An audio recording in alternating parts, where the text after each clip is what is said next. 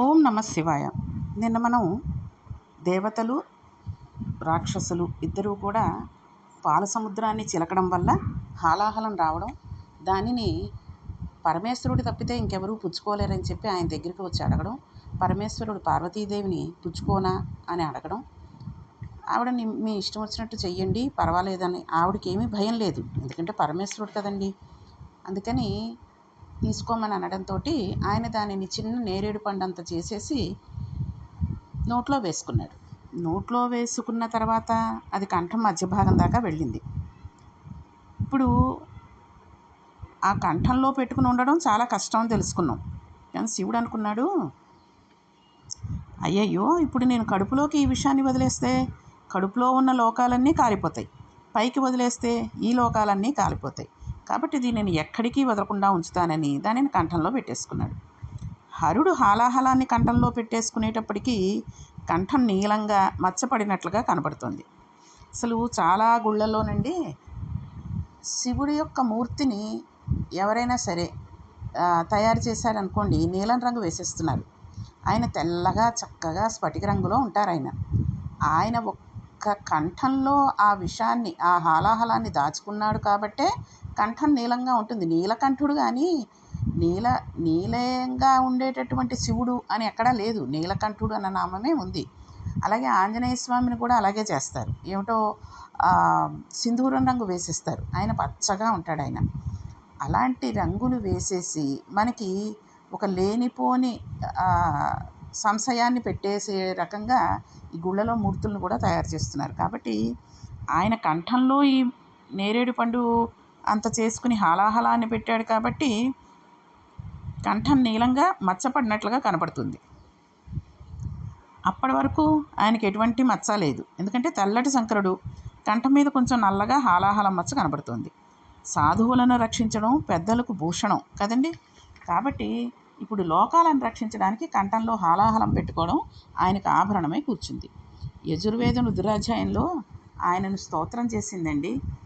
సూర్యోదయంలోనూ సూర్యాస్తమయంలోనూ ఆయనని స్తోత్రం చేసిన ఈ శ్లోకం కనుక చదువుకుంటే చాలా మంచిది. అసవ్యో వసర్పతి నీలగ్రీవో విలోహిత ఉతైనం గోప అదృసన్న దృసన్నుద హార్య ఉత్తైనం విశ్వభూతాని సదృష్టో మృడయాతినః అన్నాడు. సూర్యోదయంలోనూ సూర్యాస్తమయంలోనూ ఆకాశం ఎర్రగా ఉంటుంది. ఎర్రగా ఉండే ఆకాశంలో నల్లగా ఉండే మిగిలిన భాగం లోహిత రుద్రుని కంఠమునందు ఉన్న నల్లటి మచ్చగా ఇప్పటికీ సూర్యోదయ సూర్యాస్తమయములందు కనపడుతున్నాడు. ఏమీ తెలియకుండా పశువులను కాసుకునే వారి దగ్గర నుంచి నీటి కడవల తలల మీద పెట్టుకుని వెళ్ళిపోయే అమాయకులైన స్త్రీల వరకు ఆకాశంకి ఇలా చూడగానే సూర్యోదయంలోనూ సూర్యాస్తమంలోనూ ఎర్రటి ఆకాశంలో కనబడే నల్లటి మచ్చగా ఆకాశ స్వరూపుడై పరమశివుడు ఉన్నాడు. అటువంటి స్వరూపానికి నమస్కరిస్తే హాలాహల భక్షణ చేసి మీరు బెంగపెట్టుకోకండి, మీ కొడుకు నేనున్నాను అని తండ్రి అయి ఆనాడు కంఠంలో హాలాహలం పెట్టుకున్న శంకరుడి కారుణ్యం మనకు ద్యోతకమై మనం ఎంతో సంతోషపడిపోతాం. అందుకనే సూర్యోదయం సమయంలోనూ సూర్యాస్తమయంలోనూ ఒక్కసారి ఇప్పుడంటే అపార్ట్మెంట్లోనూ అది వచ్చేసారు, కానీ ఇదివరకు అంటే ఇప్పటికీ కూడా ఇండివిజువల్ హౌస్ల్లో ఉన్న వాళ్ళకి పక్కన ఇల్లు కట్టేస్తే కనబడదేమో, కానీ ఒక్కసారి మేడ మీదకి వెళ్ళి సూర్యోదయం సమయంలోనూ లేదా సూర్యాస్తమయంలోనూ వెళ్ళి ఆ ఆకాశంలోకి అలా చూస్తూ ఉంటే మనసు ఎంత ఉల్లాసంగానో అనిపిస్తుంది. కాబట్టి అటువంటి శంకరుడు మనకి ప్రతిరోజు కనిపిస్తున్నాడు ఆకాశంలో రెండు పూట్ల. శంకరాచార్యుల వారి గడుస్తనం ఏమిటంటే అనుకుంటే ఆయనది గడుస్తనమే. ఆయన సౌందర్యలహరిలో ఒక గొప్ప అందమైన శ్లోకం చెప్పారండి. మనం సౌందర్యలహరి చెప్పుకున్నప్పుడు 28వ శ్లోకం చెప్పుకున్నాం, దాని అర్థం కూడా. సుధామప్యాస్వాద్య ప్రతిభయ జరామృత్యుహరిణీం విపద్యంతే విశ్వే విధిశతమకథ్య దివిషదః కరాళాం యత్ క్షేళం కబలితవతః కాలకలన న సంభోస్తన్మూలం తవ జనని తాటంక మహిమ. అమ్మా, లోకంలో తెలియని వారందరూ అంటారు శంకరుడు హాలాహలం పుచ్చేసుకున్నాడు, ఇదంతా శంకరుని ప్రజ్ఞ, శివుడు చాలా గొప్పవాడు అని చెప్తూ ఉంటారు. పాపం వాళ్ళకి తెలీదు, మరణం రాకూడదనుకుని దేవతలందరూ కలిసి క్షీరసాగర మథనం చేశారు. అందులో అమృతం రాలేదు, హాలాహలం పుట్టింది. వీళ్ళందరూ పరిగెత్తారు. ఒక్క శంకరుడు మాత్రం హాలాహలాన్ని పుచ్చేసుకున్నాడు, దానిని కంఠంలో పెట్టుకున్నాడు. అయినా తల్లి, శంకరుడికి ఆపద ఎందుకు కలగలేదో తెలుసా? అది శంకరుడు గొప్ప కాదమ్మా, అది నీ తాటంక మహిమ.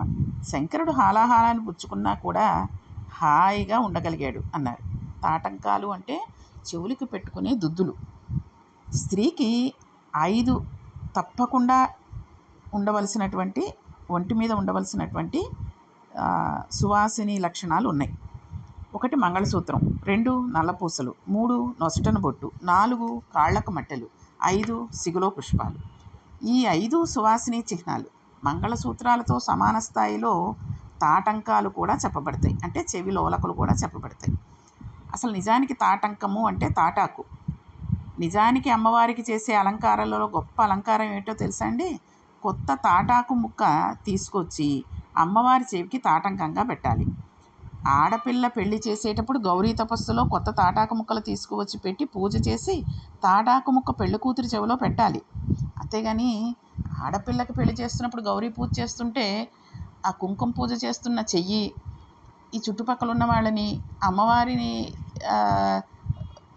చిత్రాన్ని తీయడం కంటే పెళ్లి కూతురికి, పెళ్లి కూతురు చుట్టూ ఉండి నగలు వేసుకుని పట్టు చీరలు కట్టుకున్న ముత్తైదువులకి వీడియోలు తీసేసేయడం కాదు. పెళ్లి కూతురిని చేయడం అంటే గౌరీ తపస్సులో కొత్త తాటాకు ముక్కలు తీసుకొచ్చి పెట్టి పూజ చేసి తాటాకు ముక్క పెళ్లి కూతురు చెవిలో పెట్టాలి. కుంకుమ చేత పూజ చేయబడిన తాటాకు ముక్క సౌభాగ్య వస్తువుల్లో ఒకటి. అది అమ్మవారి స్వరూపం. అలాగే అమ్మవారి చెవి దగ్గర తాటాకు అలంకారం చేయాలి. అలా చేస్తే ఆడపిల్ల 5వతనానికి లోటు ఉండదు. తాటంకము అంటే తాటి చెట్టు నుంచి వచ్చినటువంటి ఆకు చేత తయారు చేయబడిన ఆభరణము. ఆవిడ కూడా మొదట తాటాకు పెట్టుకుంది. అమ్మా, నీ చెవులకు పెట్టుకున్నావే తాటంకాలు, ఇవి భర్త ఆయుర్దాయానికి రక్షణ హేతువులు అవుతాయి, తన సువాసినిత్వానికి హేతువులు అవుతాయి. ఎట్టి పరిస్థితుల్లో కూడా సువాసిని స్త్రీ అంటే భర్త ఉన్న స్త్రీ భర్త ఇంట్లో ఉండగా చెవులకు ఉన్న చెవుల దుద్దులను తీసేసి తాటంకాలు లేని చెవులతో భర్తకు కనపడకూడదు. అంటే చెవి దుద్దులు లేకుండా భర్త ఎదురుగుండా తిరగకూడదు. భర్తకి అసలు చెవులకి ఏ వస్తువు లేకుండా ఉండేటటువంటి చెవులతోటి భర్తకి భార్య కనపడకూడదు. అది చాలా దోషభూయిష్టమైన విషయం. ఎప్పుడైనా చెవులకున్న ఆభరణాలు తీయాల్సి వస్తే కొత్త తాటాకు తెచ్చుకుని చెవిలో పెట్టుకుని అప్పుడు తాటంక తీయాలి. ఇప్పుడు ఈ తాటాకాలు అవి ఎక్కడి నుంచి వస్తాయండి అనుకున్నారనుకోండి, మనం ఎప్పుడైనా బయటికి వెళ్ళి ఆ పెళ్ళిళ్ళకో పేరెంటాలకో వెళ్ళేటప్పుడు చెవులవు మారుస్తాం అనుకోండి. అప్పుడు ఏ గదిలో అయితే మనం చెవులవు మార్చుకుంటున్నామో ఆ గదిలో భర్త రాకుండా 1 నిమిషం చెవులో మార్చుకుంటున్నాను, ఇటుకేసి రాకండి అని చెప్పి అప్పుడు మనం చెవిదిద్దులు మార్చుకోవాలి. తప్పితే భర్త ఎదురుగుండా చెవిదిద్దులు మార్చేసుకుని, లేకపోతే చెవులకి చాలామంది స్త్రీలు చేసేటటువంటి పొరపాటు ఏంటో తెలుసా అండి? రాత్రిపూట నిద్ర పట్టదు, అవన్నీ ఏమిటో డిస్టర్బెన్స్ అన్నట్టుగాను చెవులవి సూత్రాలు, గాజులు అన్నీ తీసేసి ఓ నైటీ పడేసుకొని పడుకుంటారు. అది ఎంత పొరపాటు అన్నది తెలియట్లేదు.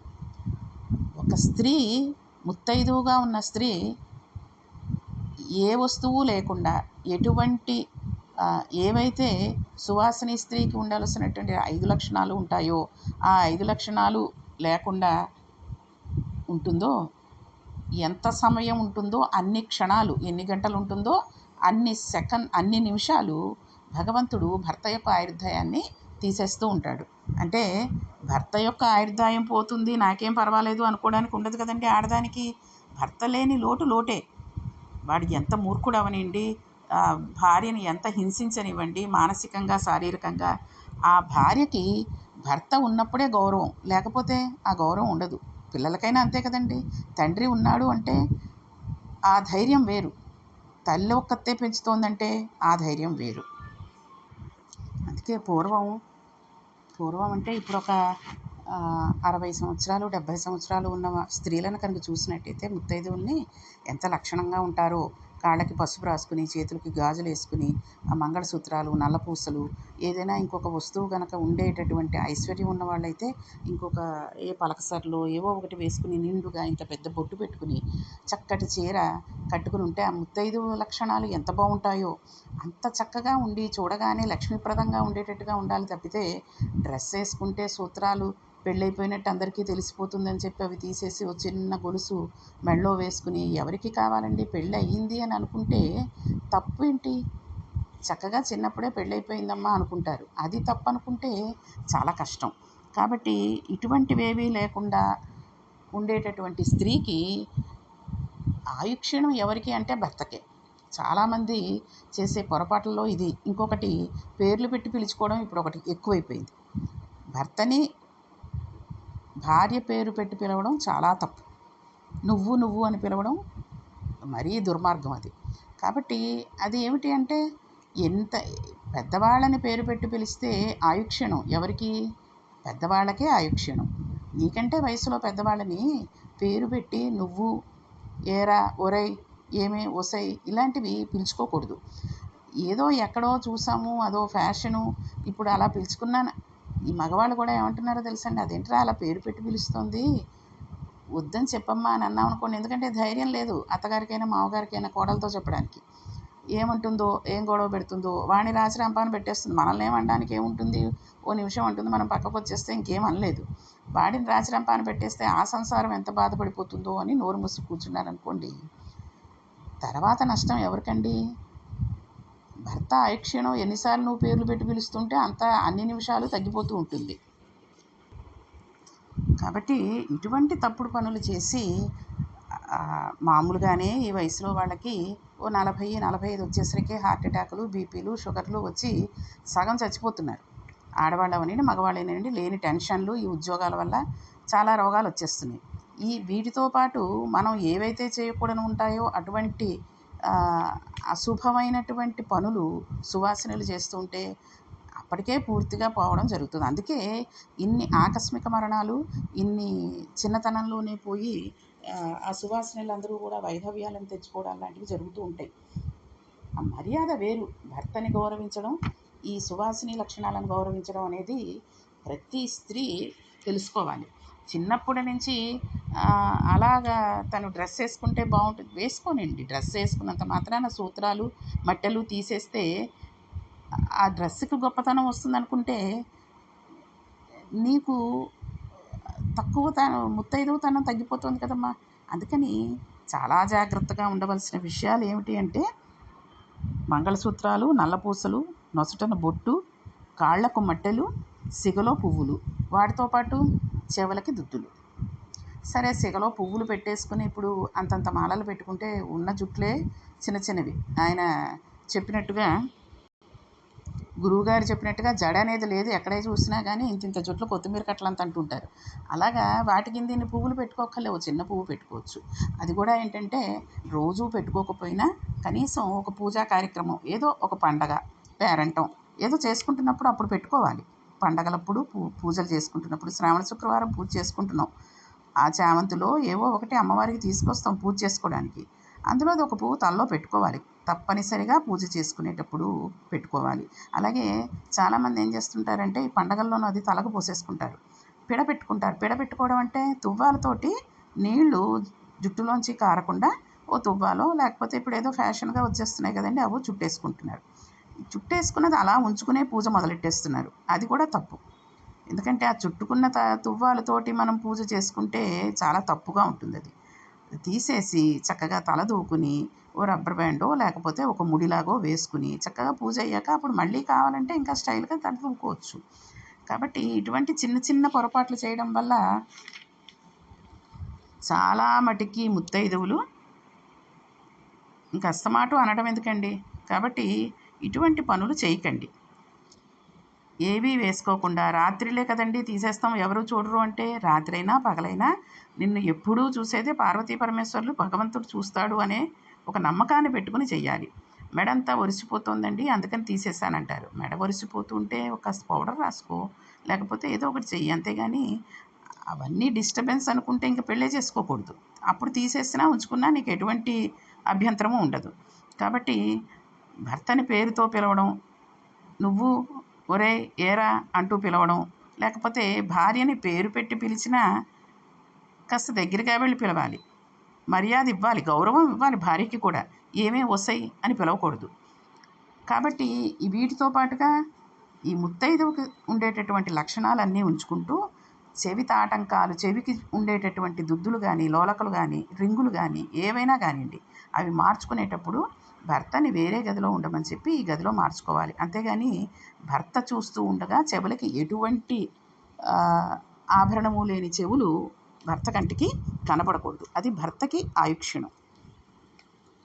అందుకని ఇవన్నీ కూడా భర్త ఆయుర్ధానికి రక్షణ హేతువులు అవుతాయి, తన సువాసినియత్వానికి హేతువులు అవుతాయి. ఎట్టి పరిస్థితుల్లో కూడా సువాసిని భర్త ఇంట్లో ఉండగా ఇటువంటి ఆభరణాలు ఏవీ లేకుండా, ముఖ్యంగా చెవులకి తాటంకాలు లేకుండా కనపడకూడదు. అది చాలా దోషభూయిష్టమైనటువంటి విషయం. అంటే దోషభూయిష్టము అంటే ఇంత వివరంగా చెప్పిన తర్వాత కూడా మీ అందరికీ అర్థమయ్యే ఉంటుంది. కాబట్టి కనీసం ఇటువంటి చిన్న చిన్న తప్పులు చేసి భర్తల్ని కోల్పోకుండా ఉండేటట్టుగా చూసుకోండి. అందుకనే మనకి శంకరాచార్యుల వారు అన్నారు, అమ్మా ఆ కంఠంలో పెట్టుకుంటే ఆయన మహిమ కాదమ్మా, నీ తాటంక మహిమ అని. అంటే ఆవిడ తాటంకాలకి ఉన్నటువంటి అంత మహిమ వల్ల ఆయన విషాన్ని మింగినా కూడా, గొంతులో పెట్టుకున్నా కూడా ఎటువంటి ఆపద లేకుండా ఉండగలిగాడు. అయితే వీరభద్ర విజయం రచన చేసినప్పుడు పోతన గారు అన్నారు, ఈ హాలాహల భక్షణం గురించి ఒక సందర్భంలో పార్వతీదేవికి పరమేశ్వరుడు చెప్పవలసి వచ్చింది. ఈ సందర్భంలో ఆయన హాలాహల భక్షణ కథ మళ్ళీ చెప్పాడు. చెప్పి, పార్వతి, ఈవేళ ఈ హాలాహల భక్షణ కథ నీకు ఎందుకు చెప్పానో తెలుసా అని అడిగాడు. అంటే పార్వతీదేవికి తెలియదని కాదండి, పార్వతీదేవిని అడ్డు పెట్టుకుని పరమేశ్వరుడు మనకు చెబుతున్నాడు. ఎందుకు ఈ హాలాహల భక్షణం కథ చదివాము, ఎందుకు విన్నాము అన్నది తెలుసుకోవడానికి ఒక రహస్యం ఉంటుంది. ఇప్పటి వరకు ప్రపంచంలో హాలాహల భక్షణ కథ వినినా చదివినా అటువంటి వాళ్ళని తేళ్ళు, జర్రులు, పాములు కరవు అని లోకంలో ఫలశ్రుతుంది. కాబట్టి హాలాహల భక్షణ కథని అందుకోసం వింటూ ఉంటారు. కానీ పార్వతి, ఇవాళ నేను నీకు ఒక రహస్యం చెబుతున్నాను. హాలాహల భక్షణ కథలో నా కంఠం నీలంగా అవడానికి కారణమైన హాలాహల భక్షణ జరగడానికి దేవతలు వచ్చి నన్ను చేసిన స్తోత్రంలోంచి ఒక్క శ్లోకం కానీ, ఒక్క పద్యం కానీ నోటికి వచ్చినా కనీసంలో కనీసం ఈ హాలాహల భక్షణ సమయం ముందు దేవతలు చేసిన స్తోత్రంలో ఉన్న పద్యంలోంచి కనీసం 2 పాదాలు నేర్చుకున్నా, కనీసం ఒక పాదం నోటికి వచ్చినా, లేదా నీలకంఠ అన్న మాట వస్తే చాలు, ఈ ఒక్క మాట అనగలిగితే, ఈ ఒక్క మాట వినగలిగితే, ఈ కథని చెవులారా వినగలిగితే, చాలా భక్తితో ఈ చెప్పబడిన వృత్తాంతం పరమ సత్యము అని మనస్సునందు విశ్వసించి నా కంఠాన్ని ఒక్కసారి ధ్యానం చేసి ఎవరు నమస్కరిస్తున్నారో అటువంటి వారికి, ఈ వృత్తాంతాన్ని చదివిన వారికి, విన్నవారికి ఇహమునందు సకల సంపత్తులు కలుగుతాయి. వాళ్ళకి ఏ బాధ ఉండదు. అటువంటి వాడు తేలిగ్గా అంత్యమునందు శరీరం నుండి విడివడి నన్ను చేరి కైలాసమునందు వసించి సర్వకాలములందు నన్ను సేవిస్తూ ధన్యుడవుతాడు. కాబట్టి ఈ నీలకంఠస్తవము, హాలాహల భక్షణము అనే ఆఖ్యానం చాలా ఉత్కృష్టమైనది. కాబట్టి మనందరం ఈ హాలాహల భక్షణం విన్నాం. కాబట్టి ఇందులో దేవతలు, రాక్షసులు చేసినటువంటి స్తోత్రాన్ని కూడా మనం చదువుకున్నాం, విన్నాం.